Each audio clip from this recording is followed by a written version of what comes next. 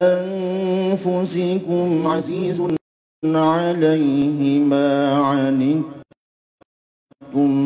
عزيز عليه ما عنتم حريص عليكم بالمؤمنين رؤوف رحيم. Sungguh telah datang kepadamu seorang Rasul dari kaummu sendiri. Berat terasa olehnya penderitaan yang kamu alami. Dia sangat menginginkan keimanan dan keselamatanmu. Penyantun dan penyayang terhadap orang-orang yang beriman. Nah, inilah 3 landasan moral menurut Al-Quran yang dapat dipahami. Kalau sebagian ulama itu wajib 3 hal ini. Tapi sebelumnya akan disampaikan kenapa kepemimpinan biasanya menjadi tidak. Pertama, orang yang pemimpin itu lebih menyukai status daripada khidmat. Jadi kalau ada pemimpin diberi jabatan dan bangga dengan jabatannya, dia senang, dia merasa terhormat, dia merasa sukses dengan jabatannya. Ini ciri-ciri awal. Karena harusnya pemimpin itu beban kepemimpinan itu, ya, amanah. Jadi kalau orang sudah bersenang-senang menikmati dengan status jabatan, bukan dengan pelayanan, nah ini sudah ciri-ciri pemimpin ini tidak akan bagus. Dan banyak yang begitu. Ketika naik pangkat tuh langsung syukuran, padahal belum kerjanya. Lalu sudah itu ditangkap, ya. Makanya saya juga lihat nanti kalau presiden kita kepilih, kira-kira apa yang dilakukan oleh presiden ini? Bagusnya sujud syukur, bukan hura-hura karena belum kerjanya, ya. Dalam hal apapun dibayangkan saja nanti. Yang kedua, pemimpin yang baik itu ciri khasnya adalah giving bukan getting. Jadi pikiran pemimpin itu adalah memberikan yang terbaik dari hidupnya, bukan mendapatkan. Para pemimpin yang kurang berhasil itu adalah sangat sibuk memikirkan apa yang akan dia dapatkan dari kepemimpinannya buat pribadi. Padahal kalau sudah jadi pemimpin itu udah identik pengorbanan saja. Nah, kegagalan pemimpin sehingga berjatuhan itu adalah karena sibuk buat dirinya. Kan ada yang jangka pendek, jangka panjang, tapi yang gagal itu jangka imah. Ngerti tidak hadirin? Bawa ke rumah. Dan ini banyak yang begini, apalagi menjelang pensiun, ya. Udah gak mikir apa-apa katanya. Selain sibuk mencari ghanimah untuk bekal pensiunnya supaya tidak kekurangan. Dan yang ketiga, pemimpin yang kurang sukses itu, yang gagal itu adalah dia terlalu banyak mengumbar janji, bukan memberi bukti. Jadi kalau orang sudah gampang sekali ngobrol janji, nah itu hutang berarti kan. Nah, jadi pemimpin yang baik itu sebetulnya lebih banyak memberi bukti daripada mengobrol janji. Nggak usah mikir kemana-mana, pikir diri sendiri aja. Kita juga pemimpin di rumah. Lelaki, jangan mikirin capres ya. Pikir diri aja. Satu, gimana nih? Wah, saya sebagai suami biasa aja. Dan bukan status yang penting mah, tapi kemampuan. Bagaimana pemimpin itu? Sayyidul kaum khadimuhum. Pemimpin satu kaum itu pelayan kaumnya. Jadi jangan bangga dengan kepemimpinan, tapi senang untuk berkhidmat. Berapa lama sih jadi pemimpin? Saya dari Istiqlal itu ceramah sudah dari tahun 89. Berapa tahun jadi? 30 tahun? Berarti saya tua dong. 20, 30? Hah? 30? Masya Allah. Aki-aki dong saya ya. 30 tahun, jadi saya sudah lihat itu di sana berapa presiden ganti-ganti ya. berapa menteri, berapa selesai. Jadi nggak usah gimana gitu dengan jabatan tuh ya, nggak usah excited, jangan merasa keren. Dan yang lebih ngaco lagi yang kenal sama pejabat ya, dia lebih merasa keren. Ada yang dipotret sebelum ditangkap tentu ya, tangkap dan bangga punya kenal ini, saya kenal itu. Padahal biasa aja, karena inti dari kepemimpinan itu sebetulnya kemampuan mempertanggungjawabkan amanah. Ada 4 ciri kepemimpinan Rasul. 1 apa? Sidik. Sidik ini 1 tingkat di bawah nabiyin, hadirin. Nabiyin, sidikin, syuhada, solehin. Jadi 4 tingkatan orang yang diberi nikmat an'amta alaihim itu adalah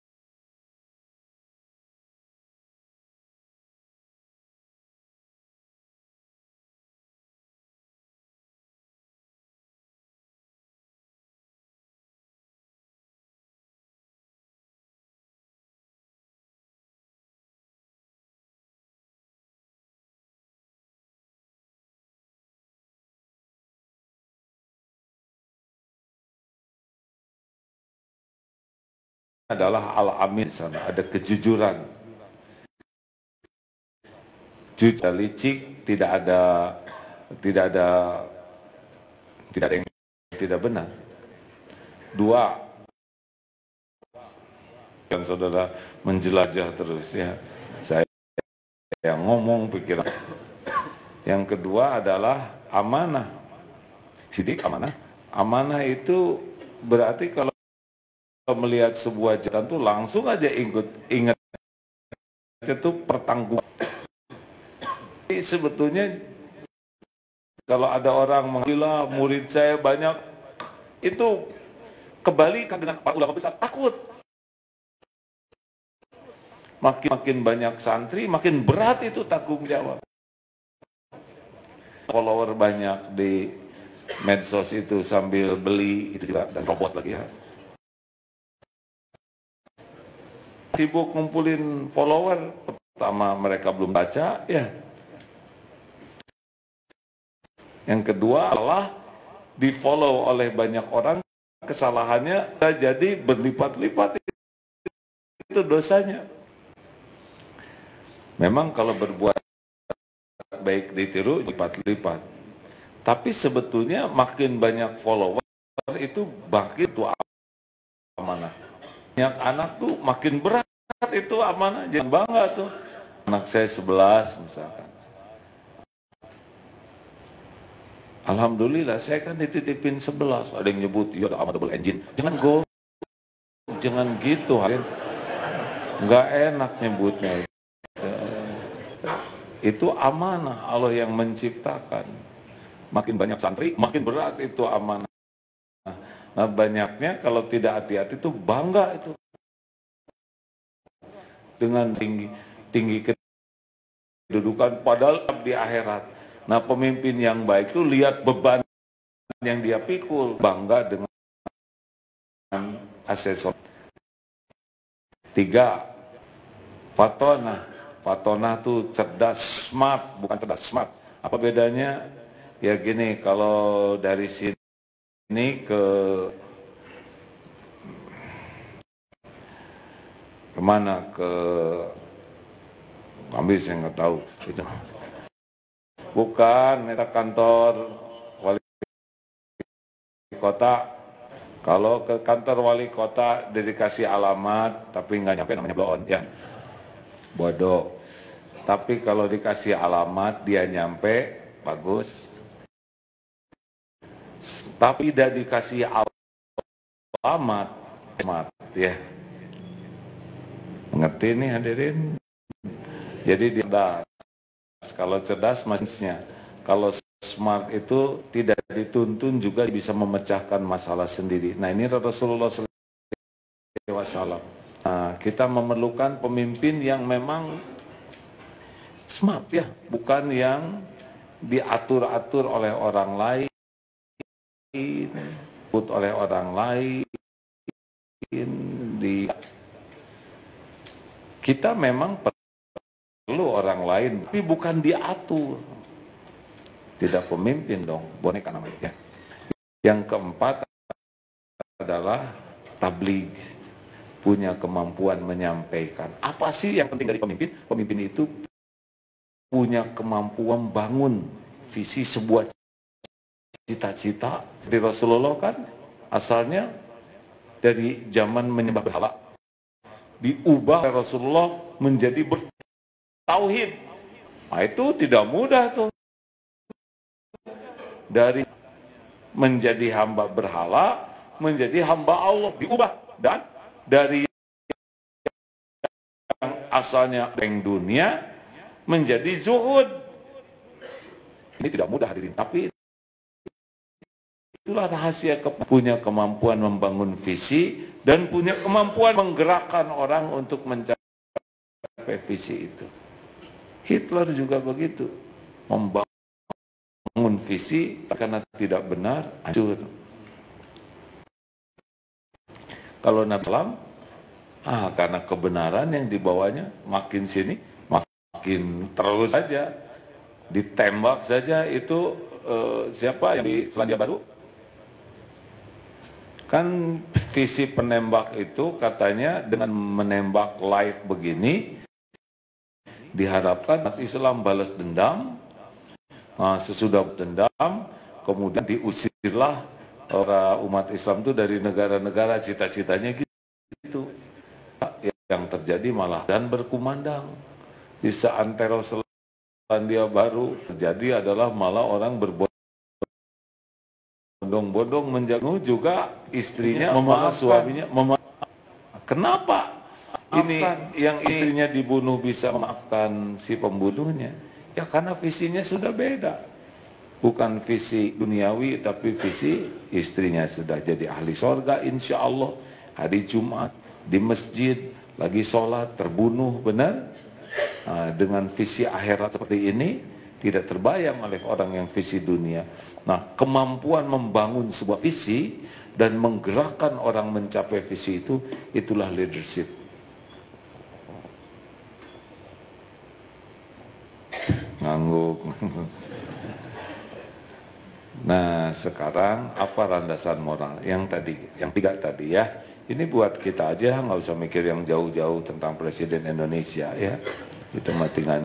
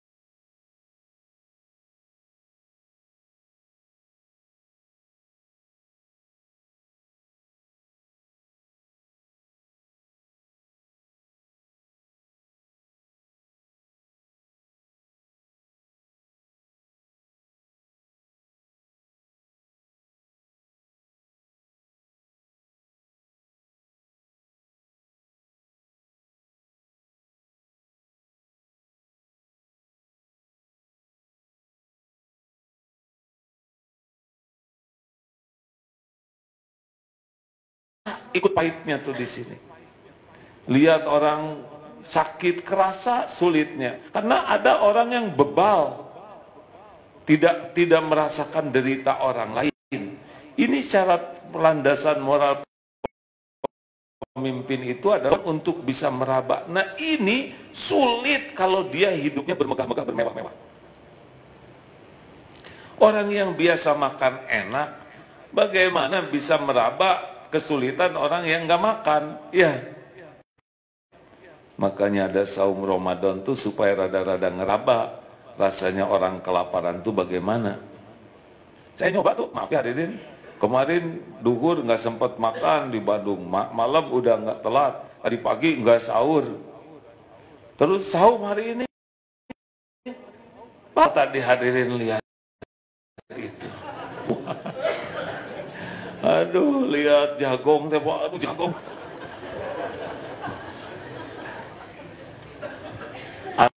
asli hadirin, waduh udah bulat gak apa-apa. Saya coba nggak hari yang seperti minum, aduh lihat jagong tadi, jagong ini. Padahal biasanya nggak nafsu lihat jagong, hanya jagong coba. Tapi tadi hari saya belum pernah merasakan jagong senikmat itu, keros. Jadi saya bisa merasakan apa tuh tadi sambil makan teh. Kenapa orang makan di pematang sawit? Mungkin karena beliau mah rada lama jarang makan enak. Jadi dipepel ke garam, terus di sininya pakai amarangi. Oh.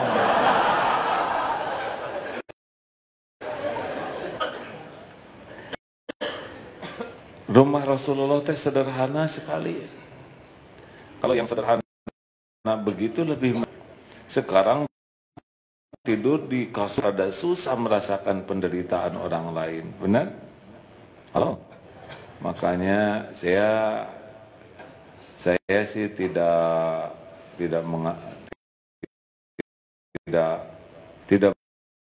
menganjurkan ngagoler di bilik begitu. Tetapi memang kalau semua serba enak, serba melimpah. Coba lihat Rasulullah SAW, kadang sampai sebulan nggak masak, saking tidak ada lagi makanan selain kurma dan air. Susah kita cari pemimpin ini, tapi kalau ada, itulah yang paling peka. Jenderal sangat prihatin sehingga bisa meraba penderitaan orang lain. Kalaupun tidak bisa begitulah, jangan sampai acuh, jangan sampai bebal. Makanya supaya hati ini peka ya, gaul. Kalau gaul dengan yang kaya, kita teh jadi miskin. Benar? Coba gaul pun tanya dengan artis yang ganteng itu. Kenapa ketawanya gitu Pak? Menjiwai ya. Gaul dengan orang yang mobilnya bagus, motornya mobil bagus, pasti punya kita paling butut. Tapi gaul dengan yang fakir, miskin, doa apa? Ini saya punya teman Pak, kaya. Rumahnya juga di apartemen yang mahal. Gede sekali apartemennya juga. Nah, kemudian beliau punya cita-cita, kemudian sering berkeliling ke tempat-tempat kumuh, berubah tuh cara hidupnya. Dari yang serba makan enak, kelas bisnis, tapi sudah sering ada di tempat-tempat kumuh, masuk ke pelosok-pelosok, berubah aja cara berpikirnya, bersikapnya tuh. Lebih bersyukur katanya, ada rumah orang nggak ada kasurnya, ada kasur nggak ada selimut, nggak ada spraynya. Nah hadirin sekalian, pemimpin memang harusnya sering ke bawah, itu melembutkan hati. Di Darut Tauhid Bandung itu 10% dari karyawannya adalah yang punya kekhususan penyandang disabilitas. Kita tersentuh. Salah satunya adalah Mas Punto ini, sama di Masjid Darut Tauhid Bandung di lantai 5, lantai 4 itu kakinya lumpuh, matanya buta. Bayangkan itu, mau wudhu seperti apa susahnya Pak. Sampai kita bikinkan keran yang dekat, kalau nggak di sini kan basah. Dan kalau di masjid itu paling duluan tahajud ini Mas Punto ini, turun diraba. Bayangkan ke toilet juga kan diraba itu Pak. Dengan saya lihat kadang-kadang turun sendiri wudhu, kan dia tidak tahu ada yang melihatin, tidak lihat matanya. Dengan melihat begitu, ya Allah, perjuangan. Ndud iso kakak beradik, lumpuh sudah 42 tahun, kakaknya, adiknya 39 tahun, ibunya meninggal, bapaknya kemarin tahun lalu itu patah tulang ininya Pak, karena capek mungkin ngurus ngangkat, patah kakinya, dibawa ke rumah sakit, stroke, nggak ada biaya, bawa pulang, meninggal. Sekarang dua bergeletakan begitu. Gaul dengan yang seperti itu, tiap hari dapat telepon darinya, itu membuat beda. Hati-hati nih, salah gaul, hilang kepekaan. Mikir, gaul dengan siapa dong? Dari kemarin nggak ada yang mau bergaul sama saya. Coba punya gelang biasa, kumpul dengan yang gelang emas, jelek gelangnya Pak. Tapi lihat yang karet gelang, insya Allah gelang kita jadi bagus ya. Tergantung. Saya dulu jejer sama dengan Pak SBY, kerasa tuh kecilnya. Tapi jejer sama Pak Yusuf Kala, ya baik-baik aja suasana tuh. Lanjut. Nah, jadi hati-hati nih masalah kepekaan ini. Bagusnya Dharma wisata itu ke tempat-tempat seperti itu. Saya juga ingin menganjurkan nih kepada presiden yang akan datang gitu ya, entah siapa. Kalau bisa sama para menteri itu diinapkan semalam gitu di penjara tuh ya. Oh iya, nginep ya, ngerasain gitu ya. Nah di sini nanti udah itu dibawa ke pekuburan, ada liang lahat, suruh masuk, semalam aja di sana. Saya kira nggak akan ada yang mau jadi menteri ya, tapi mantap tuh karena ingat sesuatu yang bisa membuat hati jadi peka. Benar? Dah, dua.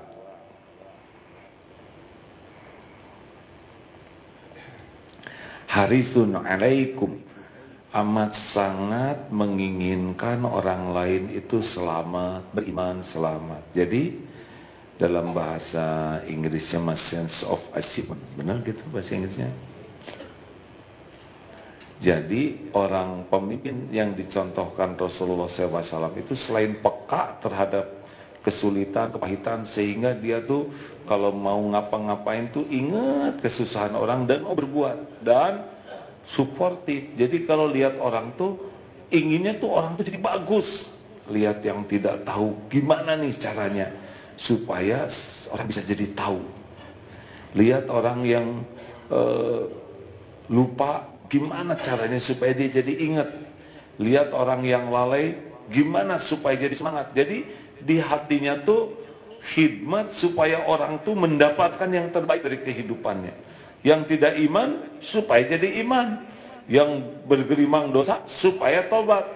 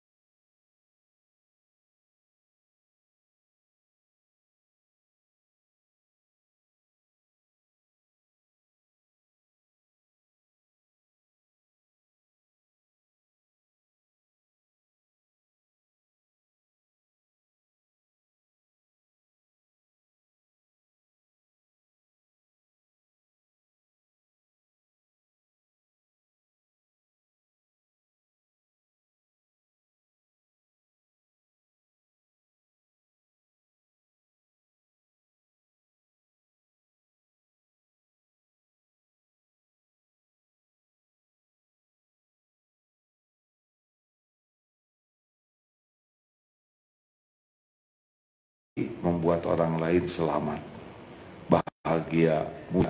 Emang dunianya dunia pengorbanan. Dan itulah yang dilakukan Rasul, benar? Terakhir,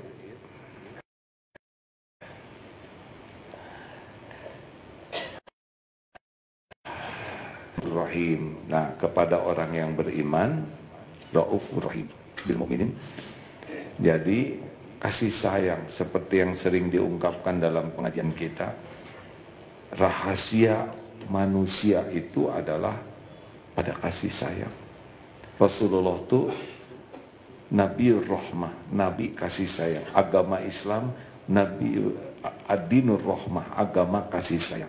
Allah memulai Al-Quran dengan Bismillahirrahmanirrahim. Ya Maha Pengasih dan Maha Penyayang. Sebetulnya ini rahasia kehidupan. Semua orang senang disayang, betul? Kucing lihat, disayang, dia baik ke kita. Singa disayang, baik ngebales kebaikan kita. Jadi kekayaan kasih sayang ini sebetulnya rahasia pemimpin. Bengis, galak, arogan, emosional.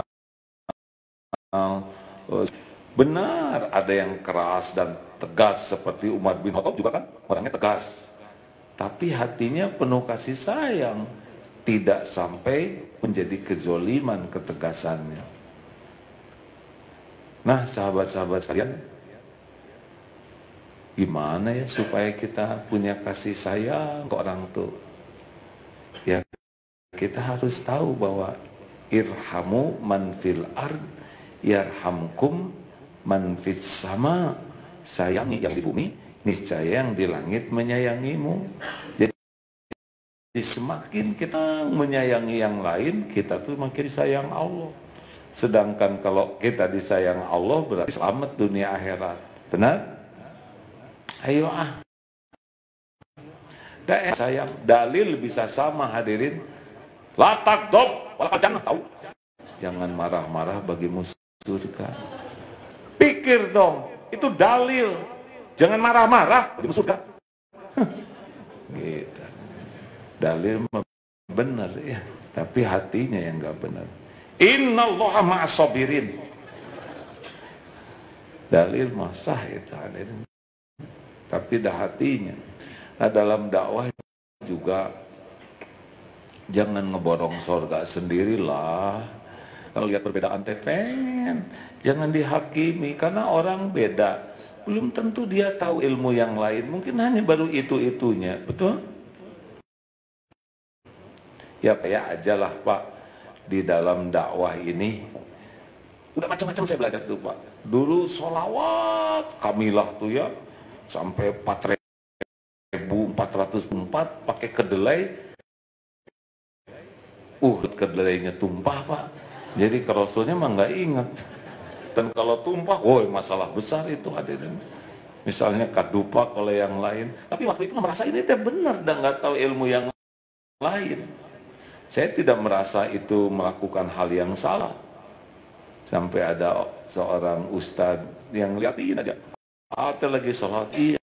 Saya pengen banyak sholawat, pengen dicintai Rasulullah. Lalu beliau cuma bicara begini. Nggak ada mata. Ini pasti sholawat ini dibuat oleh ulama. Iya. Menurut AA, sholawatnya Rasulullah dengan sholawatnya ulama, mana yang lebih baik? Saya mikir, ya kan? Karena Rasulullah kan dibimbing, oh iya, nuhun ya, gitu aja. Saya mikir ya, oh iya ya. Akhirnya belajar tentang sholawat-sholawat Rasulullah. Nah, ada yang lebih ringkas, lebih simpel. Nah, tanpa menghina, merendahkan, bisa tuh seperti itu. Makanya ayolah, kalau apa-apa teh sing sayang, sing ingin orang bahagia, mulia, selamat dunia akhirat. Senang kita kepada yang baik-baik, senang kebaikan itu menyebar, sedih kalau ada yang berbuat jelek dan berharap yang jelek ini jadi baik. Enak hadirin hidup begitu, benar? Halo?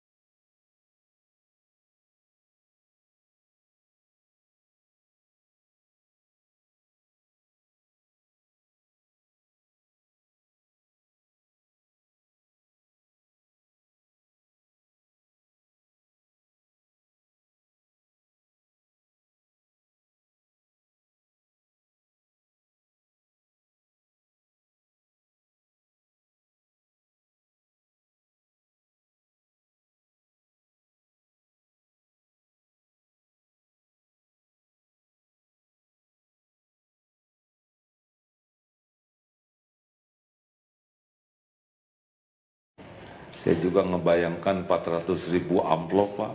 Waduh.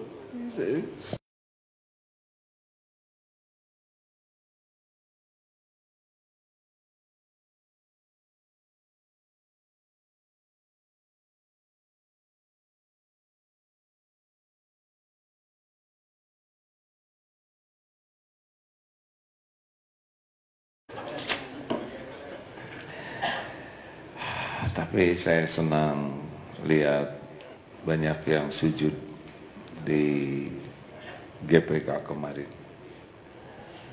Ini mah terlepas dari apa-apa, saya bahagia lihat yang sujud, banyak menyebut nama Allah, ayat-ayat Quran. Ya kan? Senang aja kalau hati saya lihat gitu. Terakhir, kampanye akbar di Jakarta ya?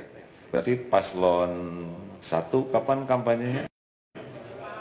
13. Apa nanti acaranya? Dangdutan?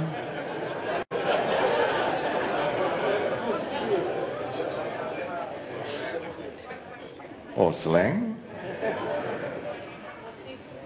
Yang satu sujud, zikir, yang satu slang gitu?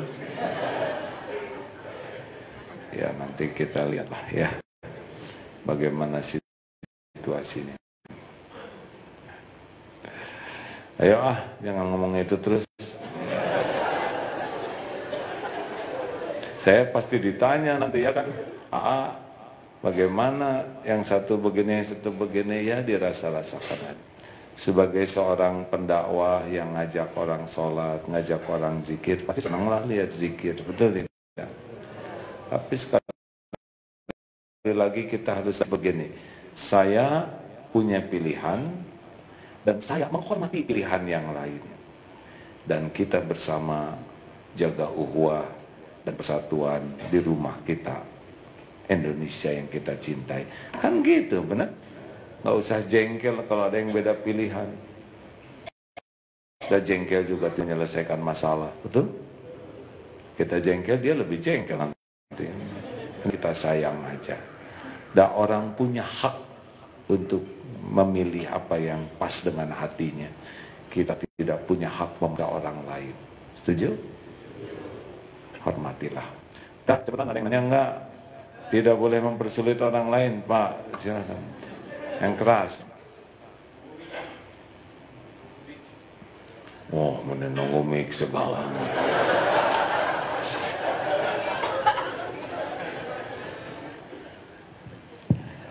Assalamualaikum warahmatullahi wabarakatuh. Waalaikumsalam warahmatullahi wabarakatuh. Yang pertama, alhamdulillahirobbilalamin, Allahumma sholli ala Muhammadin wa ala alihi wasallam. Ini adalah pertemuan live saya pertama kali dengan AA. Wow. Jadi ini pertemuan hidup yang terakhir. Kira-kira begitu. Siap. Profesi saya seorang sales gitu ya. Seorang apa? Sales. Ya. Jadi saya mulai 2011 itu istri di sini tapi saya keliling Indonesia gitu ya. Jadi dalam perjalanannya memang saya mengikuti dakwah AA lewat Fesdis. Jadi kalau lagi traveling nyalain di mobil gitu kan, dengerin apa tausiah atau AA gitu kan. Jadi kalau materi-materi yang disampaikan, insya Allah beberapa udah bosen, gitu ya. Bosen positif, pengen denger lagi, gitu kan. Tenang hadirin. Ada buktinya bosen-bosen juga datang ya nggak?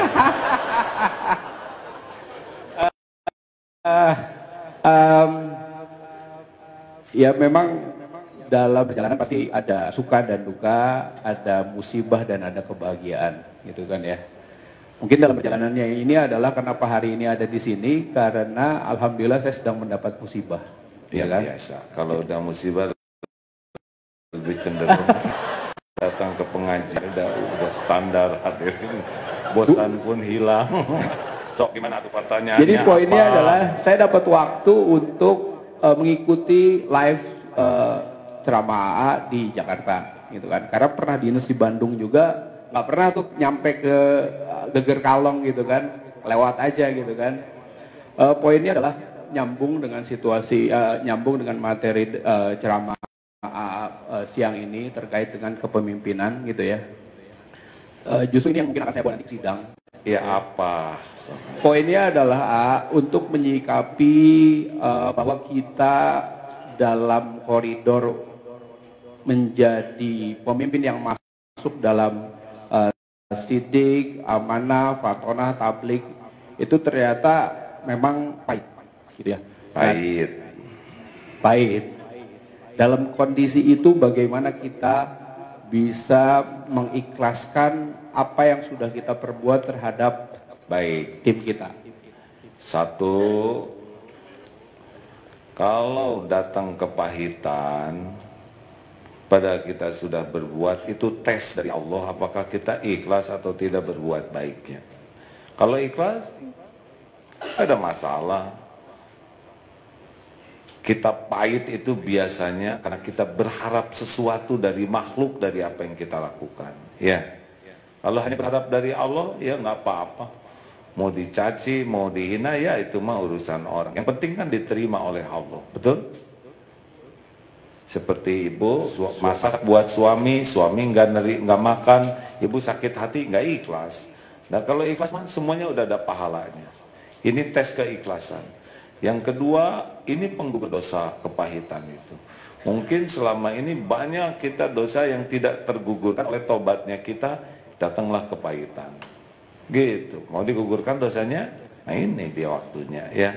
Yang ketiga, mungkin Allah mau ngangkat derajat, tapi ibadah kita nggak cukup untuk ngangkat derajat ini, maka didatangkanlah kepahitan supaya ada pahala mengangkat. Gitu. Caranya mah jalanin aja, ya tenang aja. Masa enak terus. Pesawat kalau tenang terus itu kecenderungannya nonton film. Tapi kalau digoyang, Allahu Akbar ya Karim. Gitu. Jadi banyak zikir. Iya serius, saya udah lihat tuh kalau lagi umroh ya nggak. Papa ada yang minta ke suaminya, tapi langsung marah sebab suaminya lagi megang pramugari gitu. Sudahlah, hadapin aja mas. Mau tahu rahasianya?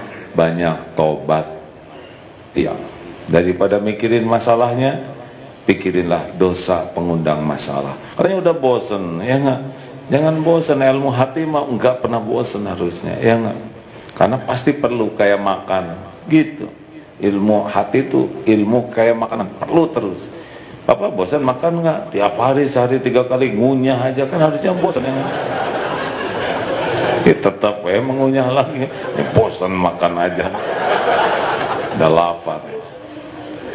Sing sabar ya, jalanin evaluasi diri karena semua kepahitan diundang oleh dosa. Wa ma asobaka min sayyi'atin famin nafsik. Keburukan yang menimpa itu diundang oleh dosa. Gitu. Loh, dia yang ngaco, kenapa saya harus tobat? Iya, dia dosa, tapi kenanya ke kita kayak maling mencuri dompet kita. Dia tetap dosa maling, tapi kenanya kita yang dicopet, itu juga ada dosa kita. Mungkin jarang sedekah, mungkin hak orang terambil, gitu. Dah, senyum, jom sana dagang lagi.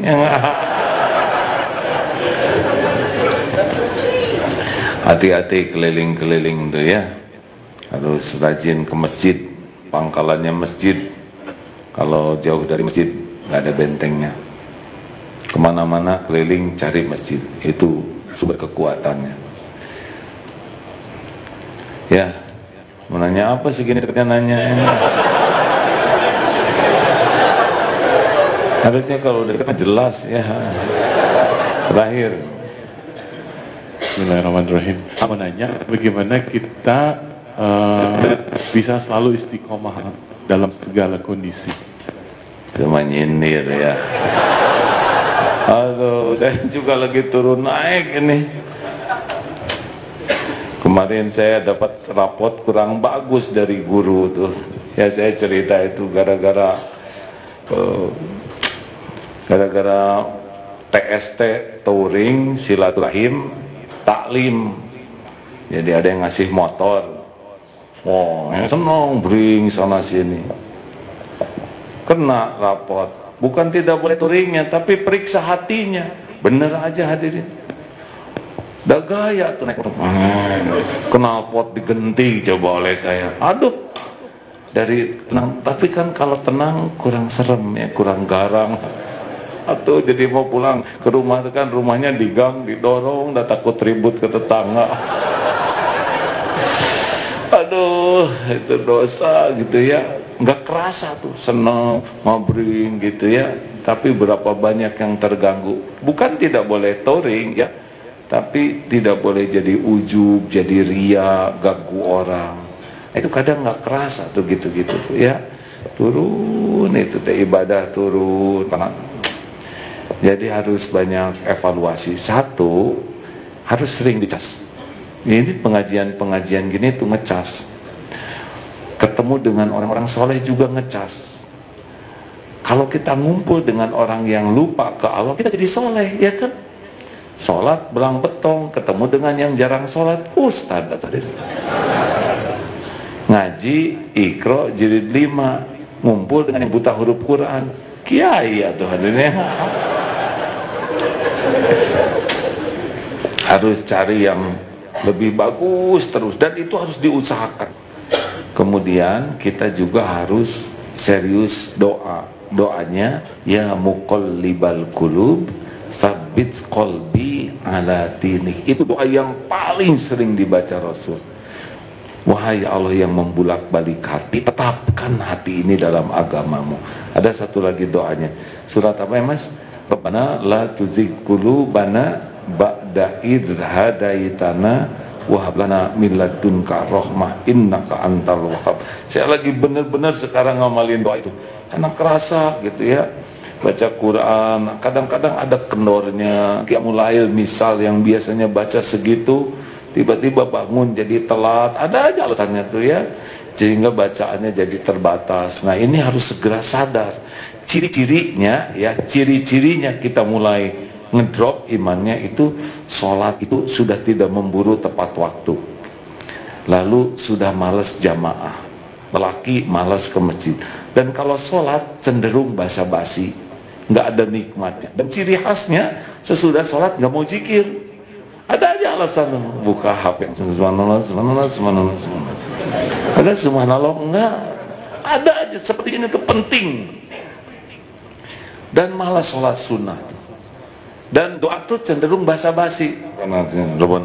Tungguan, bentar nggak ada ruhnya. Makin lama drop. Nanti makin jarang ke masjid, jarang ke pengajian, terus makin jauh, jarang nyentuh Quran. Kalau udah gitu, itu bencana lebih besar daripada bencana ketipu, di PHK dan sebagainya. Karena bencana kena iman itu petaka yang asli. Kalau nggak punya uang, kecopetan atau ketabrak beca dan sebagainya mah kecil. Emang kalau ketabrak tonton besar yang. Tapi bencana yang asli adalah futur. Turun. Nauzubillah min dzalik. Ayo kita sedekah sambil baca Quran ya. Al-Fatihah. Bismillahirrahmanirrahim. Alhamdulillahi rabbil alamin. Ar-Rahmanir Rahim. Maliki yaumiddin. Iyyaka na'budu wa iyyaka nasta'in. Ihdinas siratal mustaqim. Siratal ladzina an'amta 'alaihim ghairil maghdubi 'alaihim waladdallin. Ayat kursi.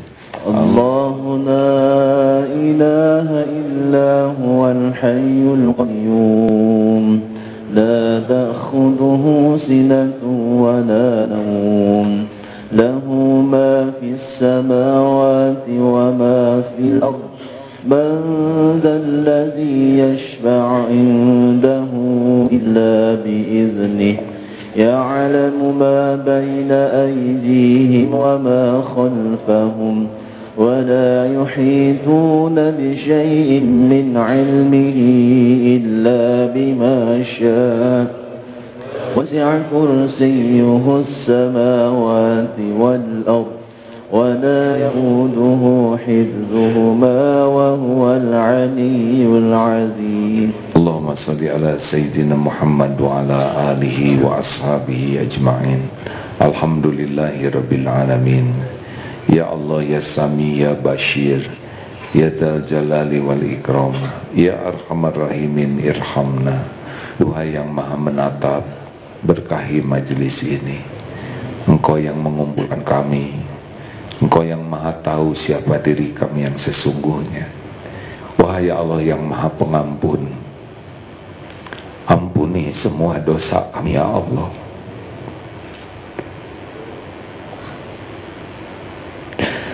Ampuni sebanyak apapun maksiat dan dosa yang kami perbuat. Ampuni ya Allah sekelam apapun masa lalu kami, sehitam apapun kehidupan yang pernah kami lalui. Bersihkan ya Allah dari senista apapun aib-aib yang kami sembunyikan selama ini. Allahumma ja'alna minat tawabin wa ja'alna minal mutatahhirin. Ampuni dosa-dosa yang tidak sengaja, ampuni dosa yang sengaja ya Allah. Ampuni maksiat yang berulang-ulang. Allahumma inna nas'aluka imanan kamilan wa yaqinan sadiqan wa qalban khashian. Allahumma inna nas'aluka taubatan nasuha, taubatan qoblal maut, wa rahmatan indal maut, wa maghfiratan ba'dal maut. Allahumma hawin alaina fi sakaratil maut. Allahumma inna nas'aluka husnal khatimah wa na'udzubika min su'il khatimah. Allahumma ighfir lana wa li walidina warhamhum kama rabbawna shighara. Allahumma ighfir lil mu'minina wal mu'minat wal muslimina wal muslimat al ahya'i minhum wal amwat. Ya Allah, berkahi majlis ini, kuatkan iman yang masih goyah ya Allah. Berikan nikmatnya ibadah, karuniakan kepada kami doa yang Kau ijabah, lahir batin sehat walafiat. Cukupi kami hanya dengan rezeki yang halal, yang barokah. Karuniakan kepada kami ya Allah pendamping hidup yang menguatkan iman, rumah tangga sakinah, keturunan yang soleh solehah, hafiz hafizah. Ya Allah, Allahumma malikal mulk, tu'til mulka man tasha wa tanzi'ul mulka mimman tasha wa tu'izzu man tasha wa tudhillu man tasha biyadikal khair innaka ala kulli syai'in qadir. Ya Allah, negeri ini milikmu, bangsa ini milikmu. Titipkan kepada kami pemimpin yang adil, pemimpin yang amanah, pemimpin yang jujur, yang sidik. Ya Allah, kami berlindung dari siapapun yang berniat buruk kepada umatmu. Kami berlindung dari siapapun yang berbuat zalim terhadap hamba-hambamu. Engkau maha tahu segala yang tersembunyi ya Allah. Engkau maha kuasa atas segala-galanya. Karuniakan pemimpin yang dapat menguatkan iman kami, yang dapat membimbing umat ini patuh di jalan-Mu ya Allah. Hanya Engkaulah yang maha perkasa, maha kuasa. Innaka ala kulli syai'in qadir. Rabbana atina fid dunya hasanah wa fil akhirati hasanah wa qina adzabannar. Subhana rabbika rabbil izzati amma yasifun wa salamun alal mursalin walhamdulillahi rabbil alamin. Sayyidina Muhammad. Terima kasih hadirin, doa akhir majlis. Subhanakallahumma wa bihamdik asyhadu alla ilaha illa anta astaghfiruka wa atubu ilaik. Assalamualaikum warahmatullahi wabarakatuh. Terima kasih. Makasih Bah, nuhun Bah. Terima kasih banyak, jazakallah khair. Amankan dulu. Masya Allah. Allah Akbar, makasih ya Allah. Silakan salat sunnah bagi yang belum ya. Masya Allah. Masya Allah, terima kasih kawan-kawan.